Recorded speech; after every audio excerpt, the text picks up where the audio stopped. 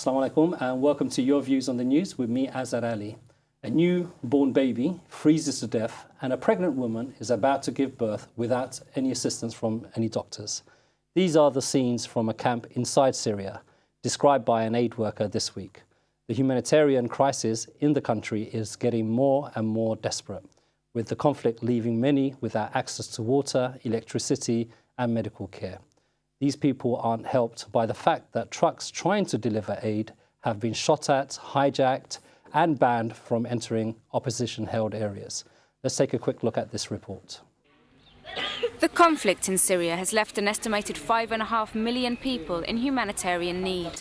As well as the daily insecurity, civilians still inside the country face food shortages, a collapsing medical system and the breakdown of other public services. But getting humanitarian aid to them is fraught. On Tuesday, the World Food Programme became the latest UN agency to speak out about the challenges of trying to deliver aid inside Syria, saying its trucks were being caught in crossfire, turned back at checkpoints and even hijacked. UNHCR is today reiterating its appeal. The statement came after the UN refugee agency, the UNHCR, appealed to all parties to allow the safe passage of aid convoys, saying only a fraction of aid is getting to those who need it. The clear problem is insecurity. That, above anything else, is making it difficult for us all to get aid through. But then are the complexities of trying to negotiate passage for aid convoys in, and that requires negotiations with often a large number of actors. The UNHCR is one of a handful of humanitarian organisations which are operating with the blessing of the Syrian government. The day after the UNHCR statement, the Syrian government said it would be working with the agency to distribute aid. تم الاتفاق ضمن اللجنة العليا للإغاثة مع المفوضية السامية على وضع معايير محددة بالعموم هي معايير الأسر الأشد فقراً وأن نتجه أيضاً إلى معيلات الأسر. Organisations like the UNHCR say that without government consent, their entire aid operations would be shut down. But critics say that working with official permission puts humanitarian groups at the mercy of the Syrian government's priorities. The medical charity Médecins Sans Frontières, which means Doctors Without Borders, is one of the voices claiming that aid is not reaching rebel-held areas in Syria. Unlike the UNHCR, MSF is working in Syria without government permission, which it has been unable to obtain. The charity says hospitals and health workers are being deliberately targeted by the Syrian regime and has set up 3 makeshift hospitals in the opposition-controlled north. At this emergency field hospital, codenamed Alpha, doctors perform surgery on people wounded in fighting, as well as in accidents related to their harsh living conditions. Although they may not see eye to eye about the best way to heal Syria's wounds, what aid organisations do agree on is that the amount of aid that is reaching the people here is desperately lacking. Emily Churchill, Islam Channel. Well, as you saw there, there's no doubt that Syrians are in desperate need of humanitarian aid. Well, is the world doing enough to make sure it gets to them? Do you think governments and individuals like ourselves should be donating more to the relief effort? Or are you sceptical that the money will not actually get to those who need it the most? Syria's humanitarian crisis, what should we do? I want to hear your views. I also want to hear your views about the international effort that is taking place in solving this crisis that's taking place, and of course your views on the conflict itself. Well, joining me and you to discuss all of this evening in the studio is Salwa Amor.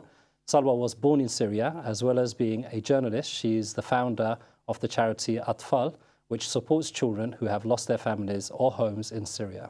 Welcome and assalamu alaikum. Thank you for having me. And thank you for joining us this evening. Now, as we saw in the report and as I mentioned earlier, the human cost of this conflict now over 2 years is actually horrendous. It's staggering. I mean, you know, the UN, if we can still trust the statistics of the UN, but let's assume we can, just for, you know, the sake of statistics right now, they estimate that 4 million people inside Syria are in desperate need of aid. And 4 million. 4 million. And that's a country, what's the total population? 20 million. Wow. The very sad fact is 50% of that 4 million's children. So, you know, when you say 2 million children on the verge of, you know, disease that is very easily preventable, there's lack of clean water. Syria has clean water. There's no need for, you know, this is we have to just look back and say this is not a natural disaster. That's right. Yeah. You know, in terms of the tsunami, there was diseases spreading for lack of clean water, surely, because it's a natural disaster. This is man-made. This is government-made. This is regime-made. So 2 million children in dire need, and the one organisation that they rely on is, of course, the United Nations, and the one organisation that the world has been led to rely on since the Second World War is the United Nations. So there is some issues when it comes to the UN. Well, I mean, viewers, I mean, do call in, and you can also tweet using the hashtag YourViewsIC, that's IC for Islam channel. A quarter of the country's population is in dire need of aid. Millions are homeless, and as you just mentioned, 2 million children. Obviously, a lot of these children are also orphans because of the conflict, so it's adding to the stress. That's a really good question. The sad fact is that we actually don't have statistics to give us the number of children that have been orphaned. And the other issue is, I think a lot of people don't know this, the Free Syrian Army, they've had to take a lot of children on. Right. Because what happens when there is shelling, they're the ones to go in. The first people they rescue is the children. So often the parents don't survive. There's children all over Syria that are just too young to know their name or who they belong to. What you've just mentioned, I mean, it sounds very, very desperate. Very, But, you know, we don't really see that urgency from the UN, or, I mean, UN is further removed, but also the Arab nations that are near it. I mean, when you see the news about Syria, yes, there is a conflict there. Yes, there are displaced people. But the way you've just described it, you know, that doesn't really come across. Well, why is that? Do you think is selective reporting going on? I think it's two reasons. One, the reporting in Syria is very dangerous. So, you know, I've had friends, reporters for different channels, Al Jazeera and other channels, who have died, you know, trying to report on something. So because of the danger, a lot of reporters don't go in. But the other issue, I think, as well, is that, you know, 3 months ago, the situation wasn't as dire as it is today. And I think a lot of aid agencies will say the same thing. I was with a doctor the other day who just came back from Syria. She went to deliver aid, and she's been, you know, every 2 or 3 months for the last 2 years. And she said, you know, the way that it is today is very, very so it's on the actually verge getting of, worse. The situation is getting worse. It's much worse, and in that time, in a very short time, it's become a lot worse. So perhaps the media hasn't caught up. That could be one aspect. I mean, one of the things we also saw in the report, and which I mentioned earlier, is also that the charities that are trying to do something is very difficult for them, because they're, you know, not being allowed to go to the places of need, and, you know, sometimes their aid is hijacked and everything else.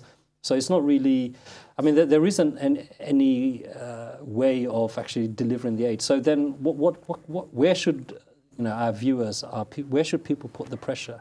That's a good question, and I just want to go back to two things you said earlier, which are quite important. You know, you said the urgency, you know, the way that I've described it, that the Arab countries, have they responded in that way? And I have to give it to them that yes, they have, especially, you know, in terms of Kuwait. They had a conference, and the UN said they want to raise 1.5 billion for Syria.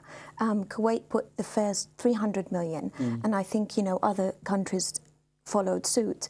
And within one day, within one meeting, the UN had managed to, or the conference had managed to raise more than $1.5 billion. Now that money has gone to the United Nations, and I think that's where the crucial issue is. It's not that countries aren't helping, it's just they're sticking to a routine of when there's a disaster, you give the money to the UN distributes it. So the bureaucracy is adding to this. Is that, I mean, sorry, I mean, that's how it sounds to me. It sounds like the money's there, it's tied in bureaucracy at the UN. Not only that, I think, you know, when I was in Syria, there was, you know, after the UN decided that they would let aid through the government, there was, on one of the Fridays, there were, you know, Syrians protesting, saying, Syria, you know, to the UN, your aid is killing us, which is quite ironic, but what they're saying is, you're giving the money to the man who is killing us. So there's a very... well, it's very complicated, and obviously the means are questionable. Let's take some callers. Sure. Sure. I believe Muhammad from Sheffield is online. Assalamu alaikum, Muhammad. Muhammad, assalamu alaikum.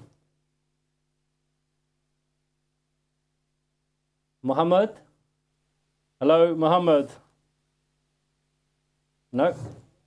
Okay, we don't seem to have Muhammad there. Okay, we'll see if we got problems at our end. Now, the money is at UN. Now, the second thing is, how does the UN, I mean, like you just mentioned, working with Bashar al-Assad, who basically the whole country is revolting against, giving him the money doesn't help the situation. So how does the UN actually have a plan on what it's going to do with the money? Is there a plan? Well, that's a good question. In January, they sent out a statement saying that, I'm paraphrasing, but you know, in essence, that we're giving $519 million to the Syrian government to distribute aid where needed to the affected areas. And, you know, the word affected areas, I mean, these areas are affected because this person you're giving the money to has bombed them. That's right. So you now expect him to then go in and protect the people. That's outrageous. I mean, it just it beggars belief that this has actually happened. It does, and like I said, it's questionable. So is it, you know, what you said, bureaucracy? They just haven't dealt with this type of disaster before, so they're going about it in the way they normally do.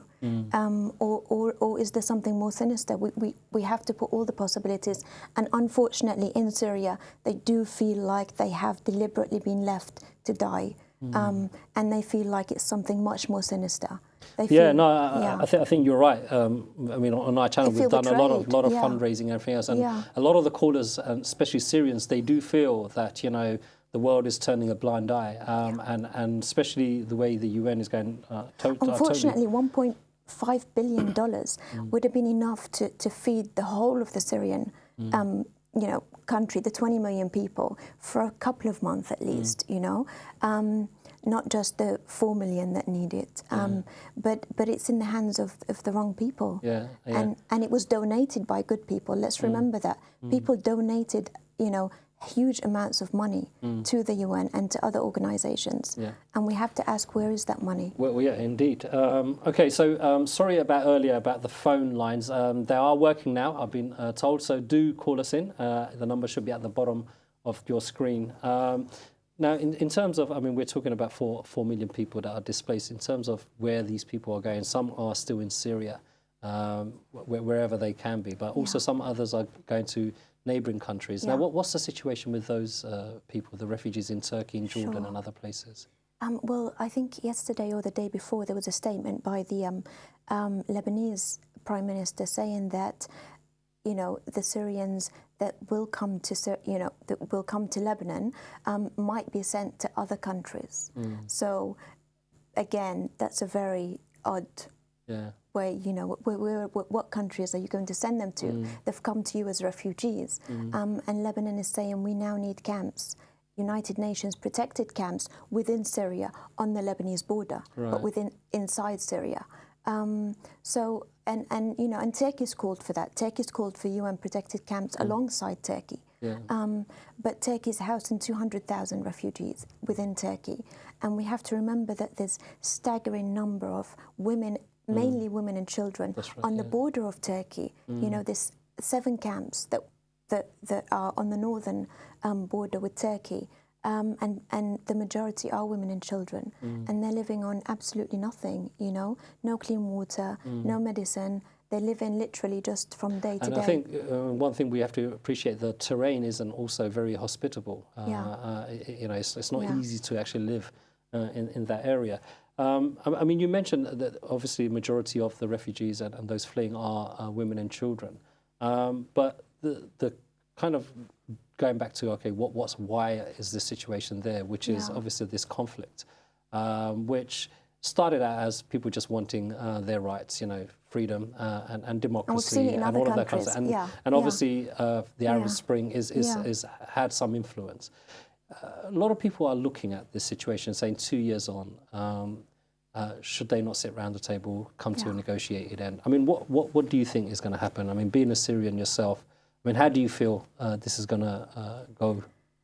When the events first started, I was one of the main people that said, no, this is wrong. Let's do this a different way. Let's try and negotiate. This is not going to lead to positive results. So I actually had faith in the government, and now I regrettably say that, but I did have faith in the government for the first few months. At the beginning of the events, the Syrian government actually invited me to Syria, and I visited Syria. And I visited the military camps, and I spoke to a lot of the, Syrian government at the time, some of whom have defected now, but some of whom haven't. And you get to a point when the negotiation or the talks sort of just get deadlocked, because when you say to them, you've killed people, they say, no, we haven't, it's terrorists that are killing. And you bring up proof and they'll just deny it. So when you're trying to negotiate with someone who just continually says, no, we're perfect, it's just because we're resisting Israel in the continent, in this area, that's why the West is trying to destroy us. So when they have this mentality that either they believe or they're trying to make others believe, it's very difficult to negotiate with them. And it's difficult to negotiate with someone who's, killing you with one hand and then on the other, saying, well, let's talk, So I don't see negotiations. And the UN, again, in the last couple of weeks, has called for political resolve to the situation, which is, for Syrians, again, it's a slap in the face, 70,000 people died. So are you saying they died for nothing? Are you saying that, that we should have sat down and talked about this? And let's not forget that people did sit down and talk to the regime many, many times. Well, and there were, and it doesn't seem like the talks actually really got anywhere. And as you said, it's quite deceptive This is a approach. regime that's been, so oppressive for 40 years. And we're not just talking about Bashar al-Assad, we're talking about the whole gang, so to speak. They've been around for even previously, with the father. They're not used to negotiating. They're not used to letting this small man have a voice. I mean, one of the first things that on the Syrian TV, on the Syrian state TV, as the events began, one of the first things that some of them were saying was, they want freedom, you want freedom, like, how dare you? Is a sense of, how dare you question the government? How dare you even question us? You deserve to die because you're questioning us. So it's that level of hypocrisy. How do you negotiate with that? Yeah, and obviously in the initial stages, and to a certain extent even now, I mean, you have Russia and to some extent China as well, which is strongly backing the regime. And obviously Iran also is backing the regime. Now, is that having an impact, or is that slowing down really? Because, I mean, if you think about it, in Libya, the international community did move in quite quickly. Very quickly. Now, Syria, as you mentioned, over 70,000 people have been killed. Far more than that, to be honest. Good point, because the opposition would say that, there's almost 160,000 people that are missing, known to be, as far as we know, inside prisons. But no one knows if they're dead or alive. So the number, I suspect, is much higher than 70,000. So a huge number that have been killed. Huge. A quarter of the country is in dire need of aid. And yet the international community is kind of, you just sense that it's dragging its feet. So do you think there's some geopolitics that's at play here? That's what's really stopping it? I mean, you would have thought, that the by West, now, by now someone would have wanted to go in. Sure. We would have hoped by now someone would have wanted to help in some way, other than to say they will help. We hear of a lot of talk saying we'd like to arm the opposition. Why haven't you? So in 2 years, and to look at the horrific incidents that have happened and atrocities, for Syrians, let's look at it through their eyes, and not the ones living outside, the ones actually living through this. It does feel like the world has betrayed them on a daily basis, and that's what we as people, I think, or as viewers, have to focus on. Yes, there is a geopolitical aspect going on, probably bigger than we can comprehend.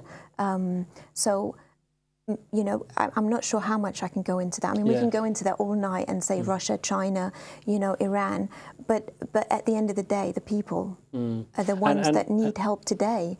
And the help is not going to come from governments. We've seen that. Right, so it has to come from us. It has to come from people that care. It has to, you know. And do you think, now that it has been this long, I mean, initially the people didn't want foreign intervention or, you know, foreign troops coming in. Do you think now that is the only really real way? Or do you think the Syrian resistance, if you like, if they were armed, they can manage the situation?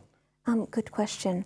I spent, you know, I didn't know the answer to that question before. I spent a few days with the Syrian army, the Free Syrian Army, sorry, on the border of Turkey, and we snuck inside Syria. And I got to speak to some of the men. You know, the youngest was 16 at the time.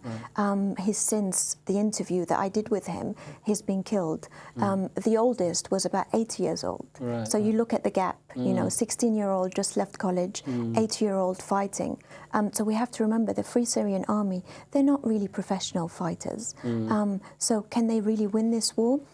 I doubt that, just on their own. So yes, they would have needed support. However, they've come further than any of us thought they would. They're now today in Damascus, on the border of Damascus, in Aleppo. So they have done amazingly well. We have to give that to them. But the one thing they kept saying to me was, you know, if they say they've given us weapons, where are they? You know, the one thing they've asked for from the beginning was anti-aircraft missiles.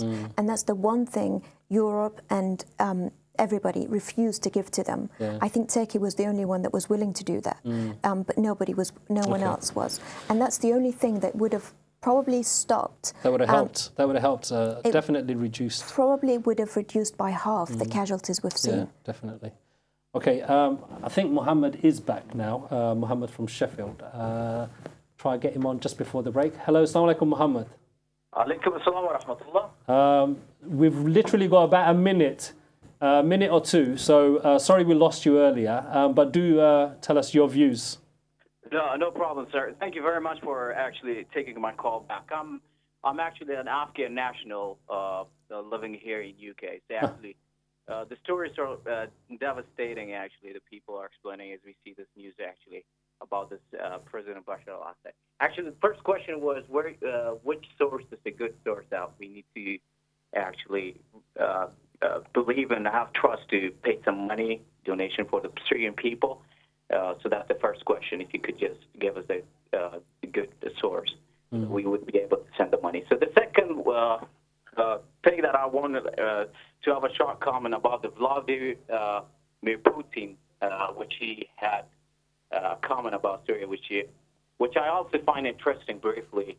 The Russian official position is that if Bashar al-Assad falls, Syria will become an Islamist heartland that will cause much bigger problems than the Assad dynasty ever has, ever will. So given this fear, the logical choice is that Assad's government is lesser of two evils. So there are several conditions to consider here. First, nobody disagrees that Assad is the main perpetrator of the violence in Syria. And for that, it should be condemned, at least and most, brought to the international justice. His father office never faced the legal consequences for the suppression of the year 1982 uprising in Hama, and that killed approximately 40 million people. 40,000? Exactly. Yeah. Sorry about the number, actually. Yeah, no, that's fine. Yeah. Yeah, so that was my, actually, the comment I wanted to make and the question that actually, so what's happening back in my country in Afghanistan? So as we see all this, UN seems to be not taking action or doing anything about it. So I was involved, I was working with Americans and having these problems down in my country. Okay. So the main concern, you know what actually we suffer the most is that UN and these international agencies or human rights Mohammed, are not doing anything. I'm sorry, I have to interrupt you because we are coming up to the break. I've noted your questions and definitely I'll ask Salwa after the break to respond to those. And sorry that I have cut you off, but what you can do is call me, of course, again after the break if you have missed anything off. We've got literally 10 seconds before the break, so after that we'll cover some of those points.